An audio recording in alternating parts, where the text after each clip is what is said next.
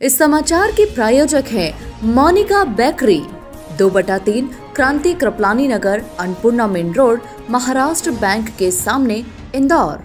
इस न्यूज के प्रायोजक हैं दास बेकर्स, स्थान Shiv Shakti villa, plot number 87, scheme number 103, दुकान नंबर 2, केशरबाग ब्रिज के पास, इंदौर।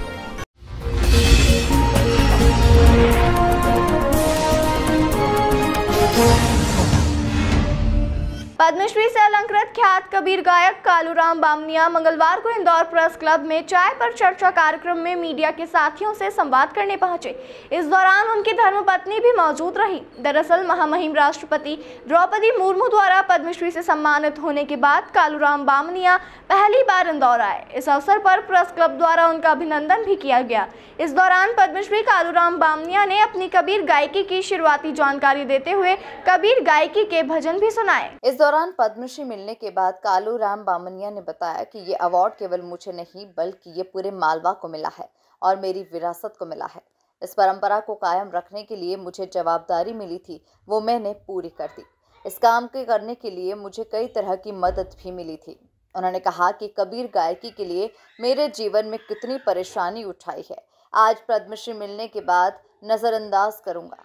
हालांकि बिना मेहनत के कोई भी चीज़ मिलने वाली नहीं है और इसके लिए मेहनत करना पड़ेगी।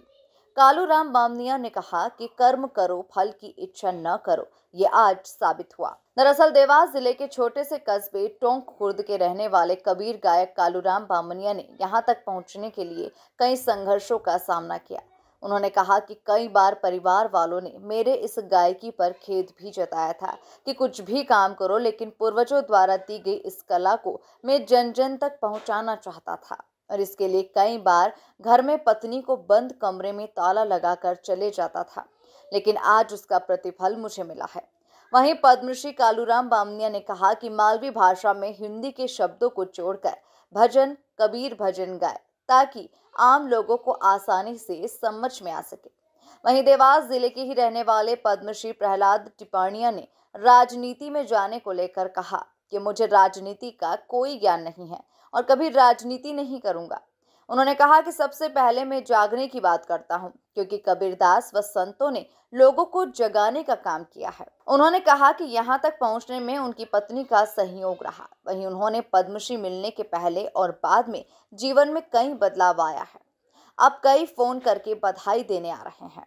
इस दौरान पद्मश्री कालूराम बामनिया ने कहा कि कबीर के भजन भी मैं सुनाना चाहता हूं और उन्होंने कबीर के भजन भी सुनाए। तो सबसे ज्यादा तो मैं जगाने की बात करूंगा सबसे ज्यादा, क्योंकि कबीर ने संतों ने जगाने का काम ज्यादा किया है। तो जीवन में 4 सोने उन्होंने बताया कि हम कहाँ कहाँ सोए और सो करके पूरा जीवन वैसे ही बर्बाद कर दिया और जानने की कोशिश नहीं की और उन्होंने जगाने का काम ज़्यादा किया।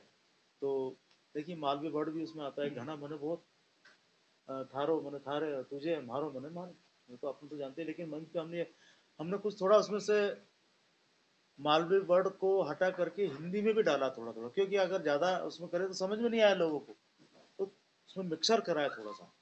तो एक भजन है, घना दिन सोलियो रे अब तो जाग मुसाफिर जाग, घना दिन सोलियो रे अब तो जाग मुसाफिर जाग। अब देखिए गायकी के साथ में जो उसके हाव भाव है, जो उसका भाव है, वो भी उसमें आना चाहिए। मालवी भाषा का मतलब ये है, मालवी गायकी में ये है, जैसे कोई गाना प्यार वाला हो तो उसमें ये होना चाहिए, जो होना चाहिए, तो ऐसे ही उसके हाव जो है, उसके अंदर जो उसका जो वैराग्यपना है वो भी आना चाहिए ना उसमें। तो मालवी भाषा में ये है सबसे ज्यादा। घना दिन सोलियो रे अब तो जाग मुसाफिर जाग, घना दिन सोलियो रे अब तो जाग मुसाफिर जाग। पहले सोयो माता के गर्भ में औंधे मुकुआ झूला, हाँ हाँ पहले सोयो रे माता के गर्भ में औंधे मुकुआ झूला। वहाँ कॉल किया था भजन करूँगा, कॉल किया था भजन करूँगा, बाहर आकर भूला जन्म तारा, हो गयो रे अब तो जाग मुसाफिर, जाग जन्म थारो, हो गयो रे अब तो जाग मुसाफिर, जाग, अरे हाँ जाग मुसाफिर, जाग भाईला, जाग मुसाफिर। मेरा गांव है, ग्राम कन्हेरिया का मेरा जन्म स्थान है। कन्हेरिया, कन्हेरिया देवास जिले में, कन्हेरिया, कन्हेरिया। और मैं विगत 15 साल से टोंक खुर्द चला गया हूँ, जो कस्बा है तो मैं टोंक खुर्द में नहीं, ये टोंक खुर्द देवास जिले में। ये लेकिन जन्म तो कन्हेरिया में हुआ। जन्म मेरा स्थान वही ग्राम, अभी आप टोंक खुर्द 15 साल से। हाँ। तो ये जो गायन शुरू हुआ था, ये कैसे आपके जीवन में आया? ये मैं छोटा सा था जब से मेरे दादाजी और पिताजी के साथ में मजेरे की संगत करता था, और धीरे धीरे मुझे शौक लगा तो मैं फिर तंबूर बजाने लगा, फिर धीरे धीरे गाना शुरू हुआ। तो फिर वो तो चले गए ईश्वर के यहाँ, लेकिन मुझे वो लत लग गई, मैं जब से इसको बरकरार रखा हूँ। मतलब दादा भी कबीर गायन ही? बिल्कुल, तो कबीर लोग सबको गाते थे, मीरा, गोरख। अच्छा, भक्ति मतलब? हाँ, भक्ति में। पर शुरुआती दौर में बात को आगे बढ़ा रहा हूँ कि इस गायकी के अंदर घर चलाना भी बहुत मुश्किल है, बड़ी आमदनी। बिल्कुल बिल्कुल, ये वो वाला दौर भी आप बताइए कि क्या नहीं, उस दौर में बहुत कठिनाई है सारा। उस दौर की बात करेंगे सबके आंख में आंसू आ जाएगा। हाँ, मैं आपके इस इंदौर जिला के गांव में एक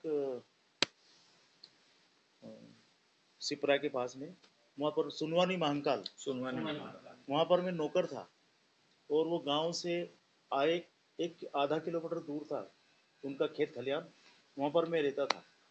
और सिपरा में हर 2 तारीख को कार्यक्रम होता था। तो मेरी पत्नी वहाँ, हम दोनों रहते थे वहाँ पे। तो जब मुझे बुलाते थे कि भैया तेरे को भी आना, आ जाना शाम को, तो हर 2 तारीख को मैं जाता था।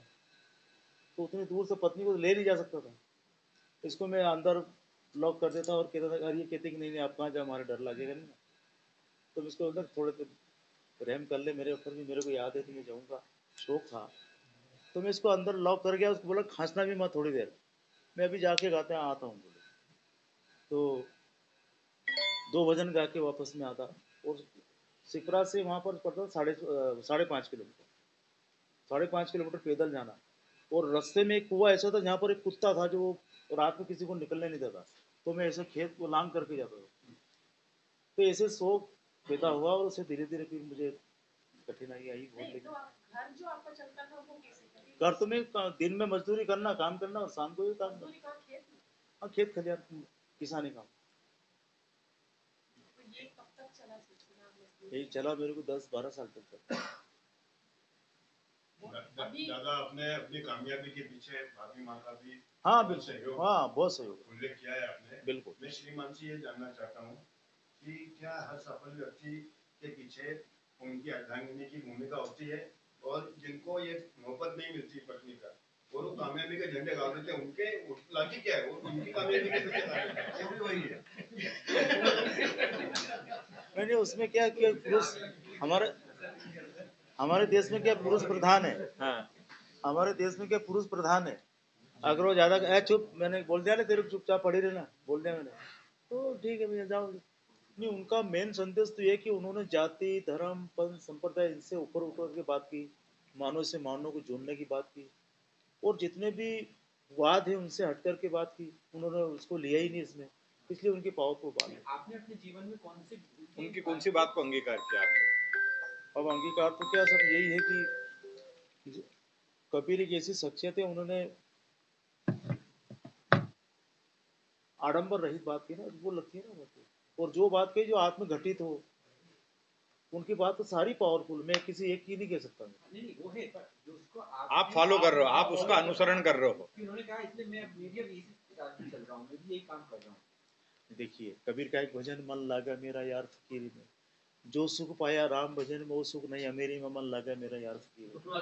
तो ये जो फकीरापन है, अरे मन लगा मेरा यार फकीरी में, मन लगा मेरा यार गरीबी में, जो सुख पाओगे राम भजन में, वो सुख नाही अमीरी में, मन लगा मेरा यार फकीरी में, मन लगा मेरा यार गरीबी। मैंने जिसके पास राम नाम रूपी दौलत है वो सबसे बड़ा अमीर है, जिसने बिल्डिंग बना ले या अन्य प्रकार की व्यवस्था प्राप्त कर ले उसको नहीं कहा। तो ये सारी बातें अटैक करती है, वही लगा है कबीर। कभी गांव में आपको ऐसा विरोध का सामना करना पड़ा, जैसे आप जात पात का विरोध करते हो, आडंबर का विरोध करते हो, पाखंड का, तो कभी ऐसा हुआ कि लोगों ने आपका विरोध किया हो, परेशान किया हो? नहीं, विरोध तो बहुत किया, अब उसका तो क्या कहें आपको। विरोध तो इतना किया है कि हम स्कूलों में जब काम करते थे तो कई लोग ये कहते कहाँ फालतू का काम करो भैया यार, ये क्या है अबीर कबीर, ये तुम ये पढ़ाने दो बच्चों को।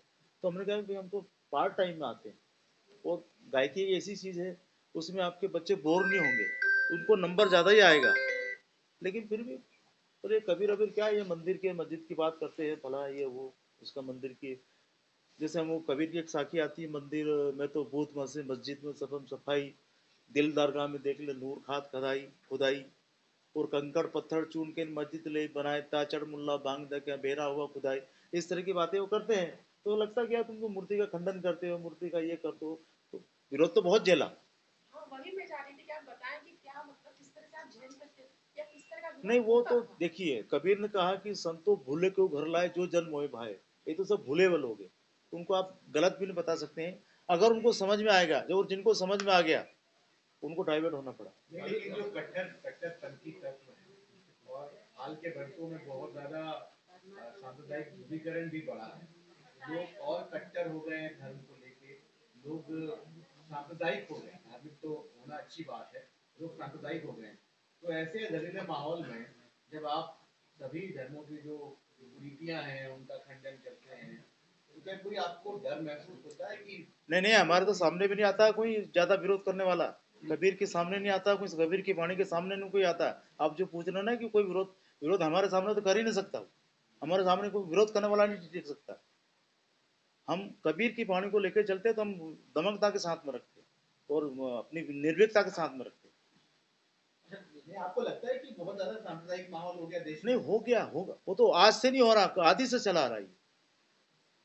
आपको कबीर ने कहा कि तुम अपना काम करो, जो विरोध करे उसको करने दो, और विरोध होता है और चला आ रहा है। ऐसे माहौल में कितने जरूरी कबीर हैं? कबीर बहुत जरूरी है, अगर कबीर के बिना इस संसार का सुलझाव हो ही नहीं सकता है। कबीर के बिना इस संसार में कोई सब संत पैदा नहीं हुआ कि उसकी बात को कोई काट सकता है। वो कबीर की बात अकाटी है। आपने सुना होगा, ध्रुव ने ओढ़ी, प्रहलाद ने ओढ़ी, सुखदेव ने पीली निर्मल, और दास कबीर ने ऐसी ओढ़ी जो की त्यों धरनी, दाग ही नहीं लगने दिया। तो उसके ऊपर कोई उंगली नहीं उठा सकता। हाँ, अगल बगल में कह सकता है यार ऐसा है वैसा है, सामने कोई बात नहीं कर सकता है।